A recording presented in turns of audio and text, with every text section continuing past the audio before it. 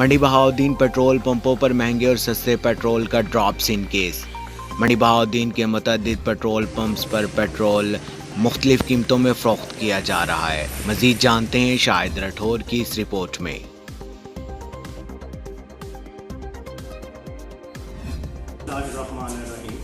मैं Usama Ali Gondal, proprietor Ali petroleum, आपसे एक बात क्लियर करना चाहता हूँ। हमारे बारे में कुछ अफवाहें फैलाई जा रही हैं कि हम आम पेट्रोल जो प्रीमियम है उसको 149 पे सेल कर रहे हैं, जो सरासर गलत है।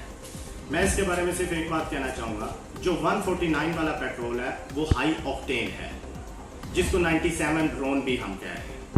आम मार्केट में ये पेट्रोल आजकल बिल्कुल उस तरह मिल रहा है कि आप नॉर्मल पेट्रोल जिस तरह पहले लेते थे।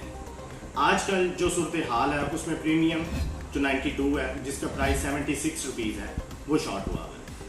मेरे बारे में ये अफवाहें थी कि मैं 76 वाला 149 में सेल कर रहा हूँ, जो गलत है, मैं आपको बता चुका हूँ।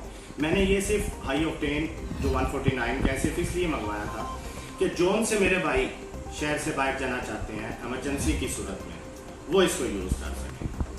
और पर मेरे कुछ भाइयों को ये बात हजम नहीं हुई और उन्होंने इस चीज़ को मेरे साथ डाल दिया कि मैं ये सरासर गलत कर रहा हूँ।